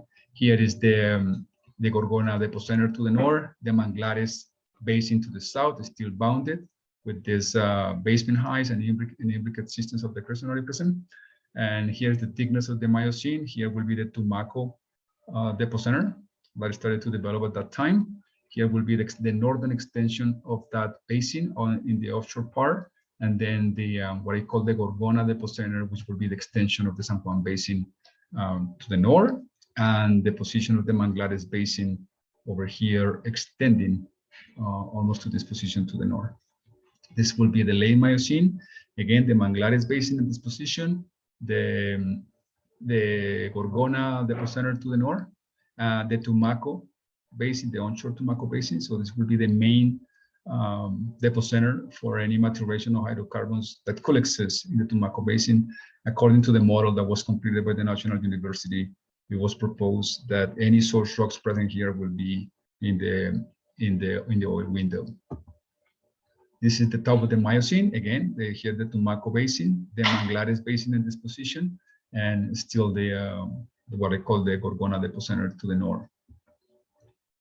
And this is Third Pliocene, where we start seeing all this extensional faulting and related folding in the Manglares Basin. but we don't see that to the north. To the north is all thrusting and imbrication. So that's a main difference for this time between those two basins. So there's a clear change in tectonic regime going from the Gorgona imbricate system to the extensional, probably gravitational collapse, in the south, affecting the Manglares Basin. And one analog for that that it has been recently published is the Peru for our basins, and this is the Talara basin example. And the way they explain the presence of that extension in the Talara basin basically is caused by the imbrication, and when you have the folding on the crest of these imbricate systems, that creates extension on the crest of those systems, and that's how they explain the formation of the Talara. So high imbrication will cause the extension of the Talara basin. So the way they propose that is happening is that as the subduction occurs since the Eocene through the Tertiary, you start seeing the wedge progressing to the west, over the subduction zone, and then these imbricate systems start to pile up, and then creates this folding on the crest of these wedges. Creates extension, and the Talara Basin is basically just passively transported to its current position. And then here we have the accretionary prism to the north. And this is very similar to what is happening in the Tumaco Basin with the Manglares Basin. So the Manglares Basin will be this basin over here, but it will be located offshore. And then in the back of that, we'll find the onshore Tumaco Basin and the accretionary prism to the west. So this will be a way to explain why you have this extension.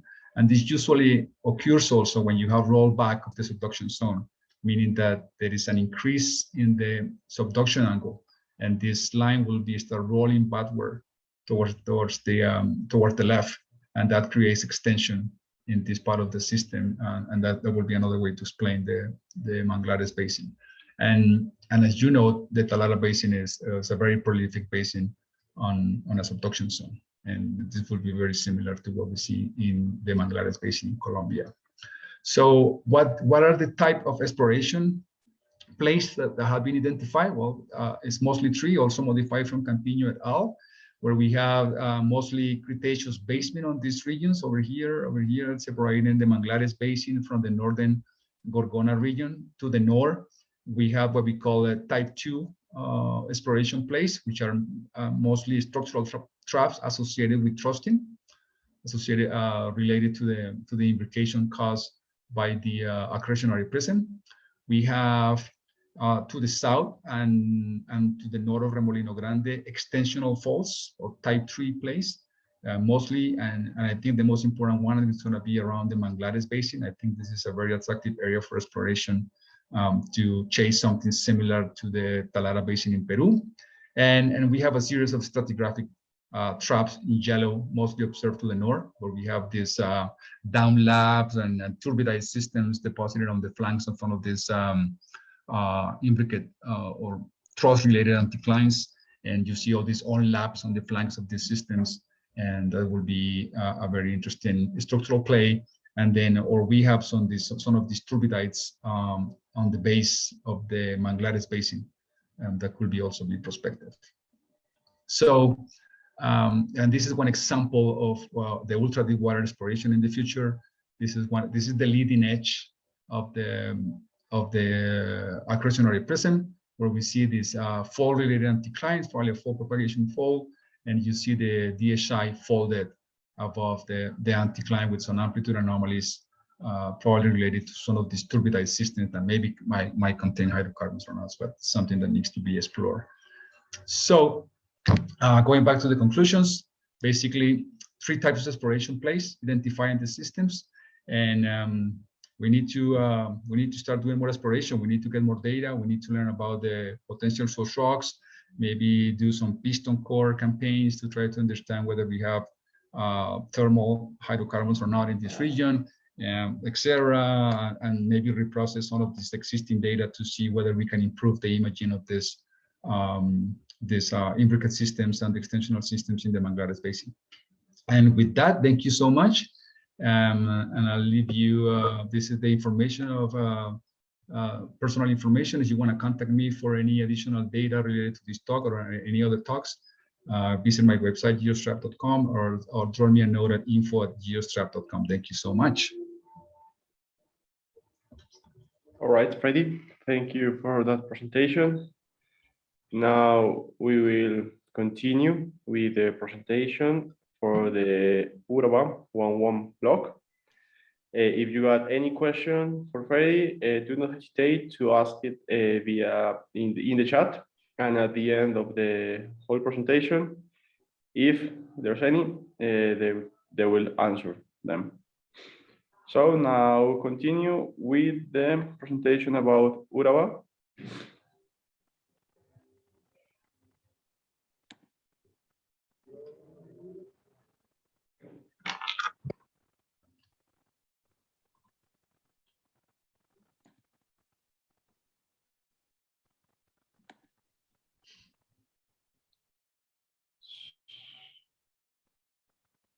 So I think everybody is hearing me, and now it's watching the presentation.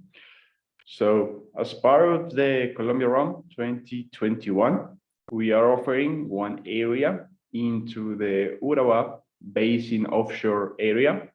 It's called Uraba 11.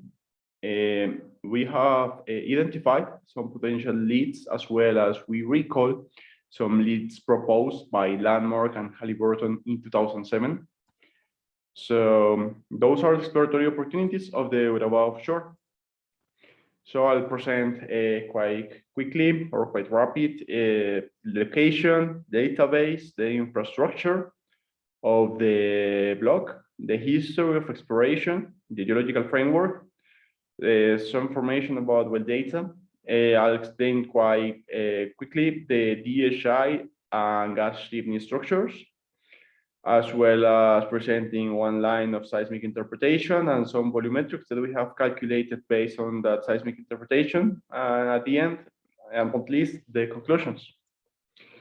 So the block that we are offering into this round 2021 is this block that is in here, is the block Uraba 11 block with an area of 77,543,000 of hectares. Is an offshore area. This area is located in the Uraba Gulf, nearby to Chocó and Antioquia departments onshore. It's important to recall or to bear in mind that Ardy North are located the exploration and production contracts, Col 5, Purple Angel, and Fuerte Sur, well, Kronos, Gorgon, one on those wells that we have recently, in the last 10 years, we have heard from Ecopetrol and Shell. This block is at least in distance, like approximately 50 kilometers apart. So this is the database. We got a high coverage of 2D seismic data that is comprising 4 surveys: Uraba 67, Gulf of the Uraba 77, Gulf of the Uraba 78, and Gulf of the Uraba 89. With a total length into the block of 1,381 kilometers. As you can see, there is a huge density of 2D seismic lines. However, it's important to recall that not all of those seismic lines that we have reported by the EPIs are available in terms of data. Many of those seismic surveys, seismic tapes have been lost during the years. And unfortunately, nowadays, not all that data is available. There's no any 3D seismic acquisition so far. And into the areas, there are 2 wells drilled. The first one is Uraba 1629 1X in 1972, with a total depth of 11,200 feet, with a main target into the Middle Miocene sediments. And at the north of this well, we have Darien 1 that was drilled in 1979, with a total depth of 4,425 feet. And the main target, it seemed that it was the Pleistocene, that according to landmark, we will see that have some sort of a development of carbonates, related limestones to a reef development. So this is the infrastructure. So it's important to recall that the gas pipelines that we will be closer to the area are the pipelines that are into the lower Magdalena Basin with stations such as Montería, Jugo Tablón, Cerro Matoso. But it's important to recall that we have in Turbo, 25 kilometers apart, a storage station. The oil pipelines are a bit far away from the area, around 550 kilometers from the point of the Uraba. So a bit of the history of exploration into the onshore area. We have there have been drilled 3 wells: Chigorodo, Uraba, and Apartado. And into the offshore area, we only there have only drilled 2 wells, Darien 1 and Necoclí 1. It's important to recall that in here we got some TOC values, 0.6 and 2.11 for the Darien for the Uraba well. And into the Necoclí, that is a well that is onshore. Sorry, I forgot this one. We have a TOC of around 0.29 and 1.05 with a corrosion type of 4, and the one that is into the Uraba 1629 1X, it's a corrosion type 3 and 4. Those are the data reported by Landmark Halliburton in 2007, work done for the ANH.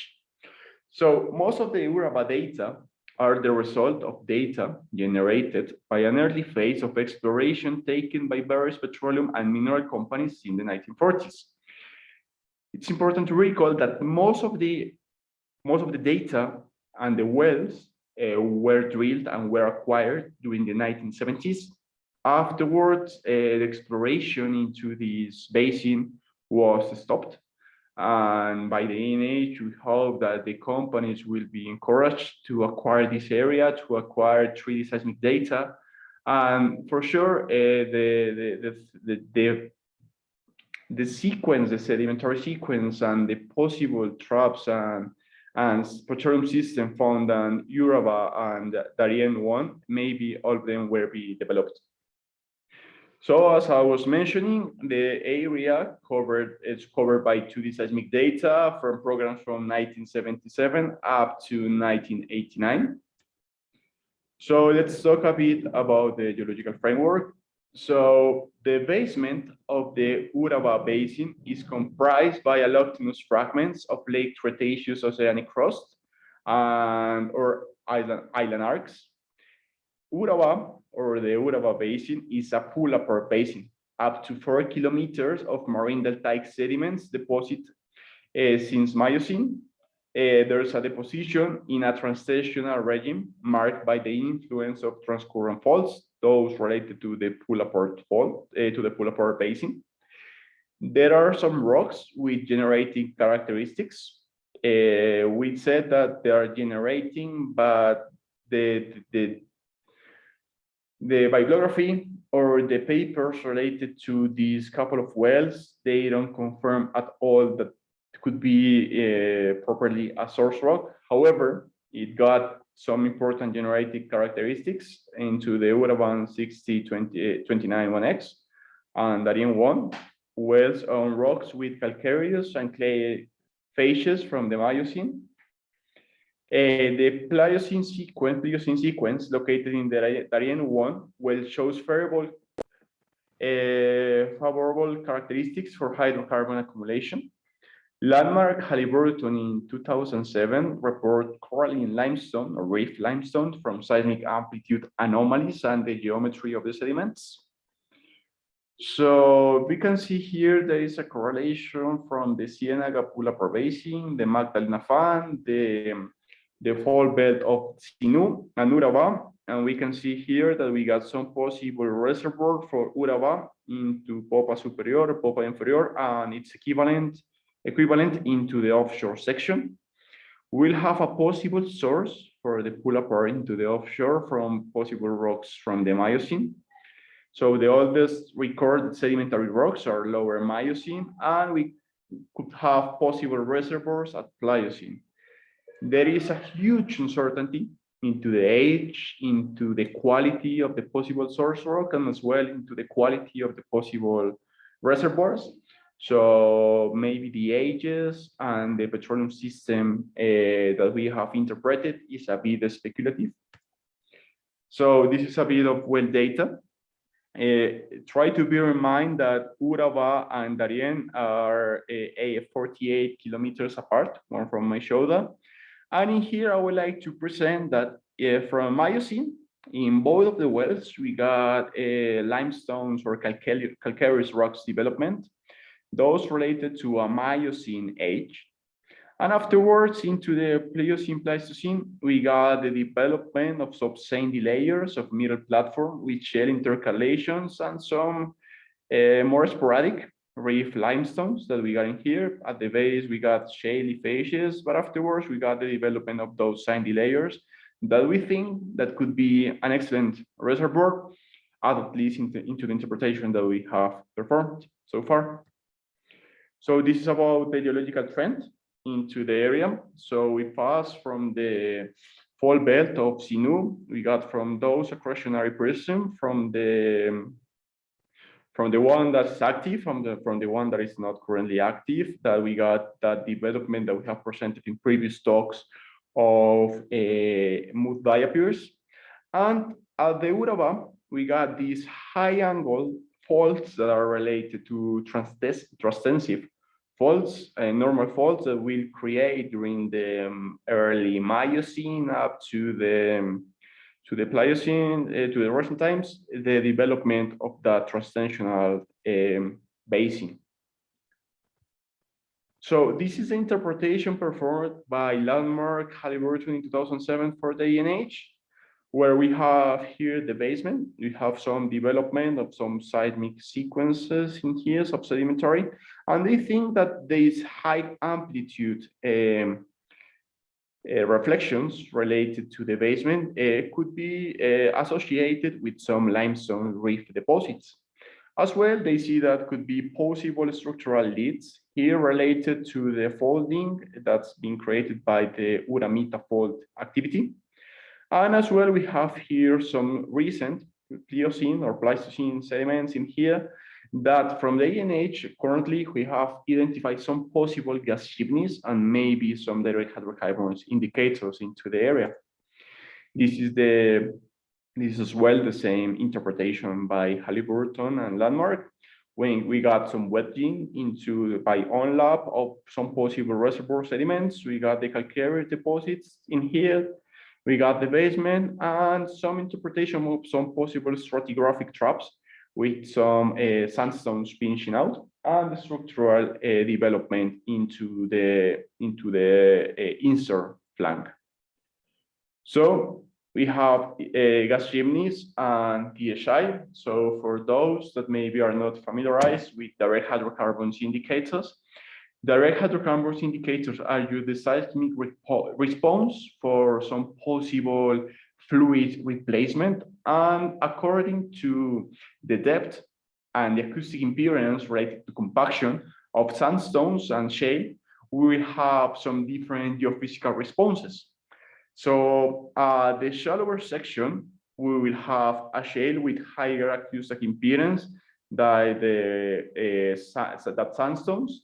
And when we got the replacement of water by hydrocarbon, we will see that the acoustic impedance will decrease. Decreasing will get a bit more further apart from this shale, so that'll create a higher negative amplitude that is going to create what is called a bright spot. At the middle depths, we will have what is called a polarity reversal. And in the deeper sections, we will have what is called a dim spot that is just decreasing the amplitude because of the same fluid replacement. Here we got the same elements or the same events that we have described into the left section. and how those are related to the seismic section. So this is a gas chimney. A gas chimney is defined as a gas leakage from accumulation with low seal capacity. So we could have a possible source that have no good seal above it. And we got some faults that have created or have eased a migration path from the section that is below to the upper sections. And we have as well some push down effects because of decreasing velocity due to the gas presence. So this is just the volumetrics and the seismic interpretation. So what we have into the ANH, into the recent times, we have seen the basement related to some possible normal faults related to the transtensive pull-apart basin extension. And we can see some possible faulting from some Miocene sediments. Possible, maybe those high amplitudes are related to those shales and possible limestones from Miocene age. And how that migration paths maybe could favor for the formation of possible gas chimneys. And continuing with those gas chimneys, we could map these possible traps. So we have 4 leads in total, with original gas in place of 29.96 TCFs, taking into account a recovery factor of 85% and a chance of success of 10%. We'll have prospective resources into a best estimate of 1.27 TCFs. So in conclusions for this block that we are offering into the round 2021, the Uraba Offshore Basin is a sub-explored basin where only 2 wells have been drilled. Uraba 1629-1X in 1972 and Darien 1 in 1979. The area offered by the ANH is located 50 kilometers southward from the E&P blocks called 5, Purple Angel, and Fuerte Sur, where wells such as Gorgon 1, Purple Angel, and Kronos have been drilled. The wells Uraba 1629-1X and Darien 1 drill sediments from Miocene with limestone reefs and the base at marine sandy levels at the top. The Miocene limestone shales have the potential of being source rock, while the Pliocene sandstones of being potential reservoirs. So according to interpretations made by Landmark Halliburton for the ENH in 2007, stratigraphic traps in calcareous sediments from Pliocene could be found, as well as structural traps associated to transpressive faults. The main leads identified by the ANH are associated to possible gas chimneys related to sandstones from Pliocene, Pleistocene, with a best estimate according to our volumetrics of 1.2 TCFs of gas.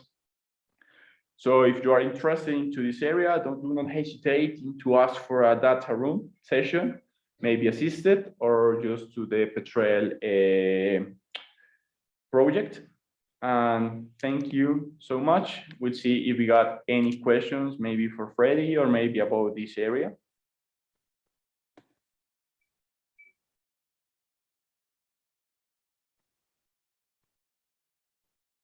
So if there's any question, you could do it in this very moment. If you do not, we will see you next week into a presentation of incorporated and undeveloped already discovered reservoirs from Llanos Basin.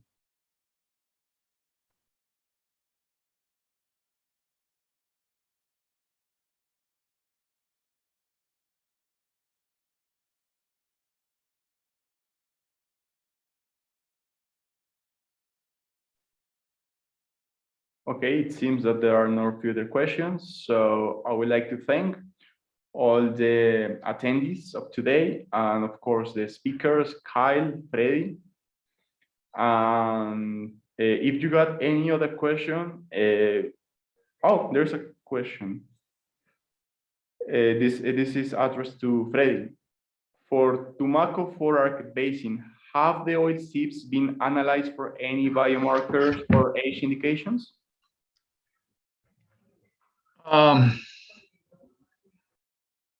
Yes, my understanding is that they had been, and part of the study that was completed by the National University included some of that data. So I'm sure the I'm sure those reports will be available through the NH at some point, and you will find more information there. But I cannot answer what kind of biomarkers they use or the age, but I'm sure that that has been completed. Okay, thank you, Freddie. Any other questions from the attendees?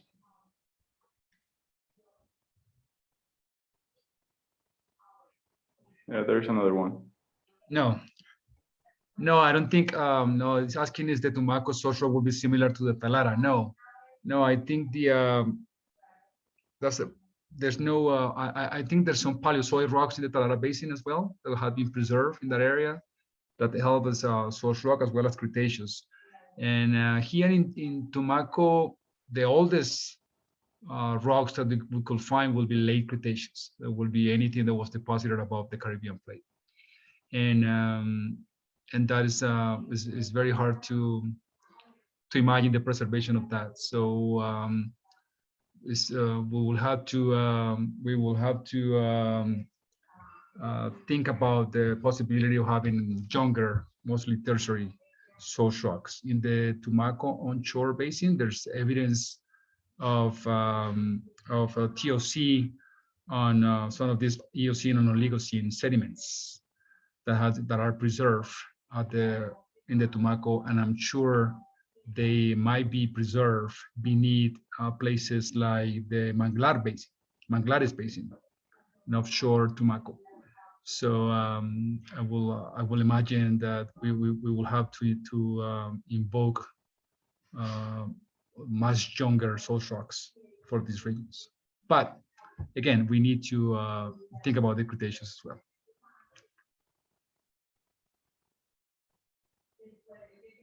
Okay, thank you again. And I think it's the end of the session. Thank you, everyone. Oh, there is a question about Uraba. Daniel, have coal beds been observed in the Chocó or Uraba? Well, at least into the seismic sections, or at least into the reports that we have been into from Chocó and Uraba, I cannot recall any development related at least to the Mojarras conglomerate or to Iro formation, but Iro is quite deep into environment, but the only one that could be related to that is Mojarras. But as far as I know, it hasn't been reported coal beds into the reports that we have read for the presentations that we have made from Chocó and Uraba. But it's likely that maybe in some areas could be some coal beds, but we haven't seen those into the reports.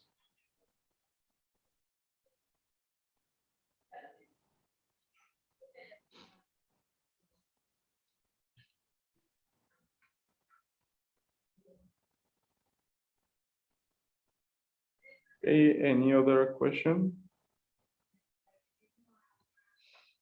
Okay, again, thank you for the speakers and thank you for the attendees, and see you next week into the Llanos Undeveloped Ready Discovered Reservoirs. Thank you very much to all of you. Thank you, Daniel.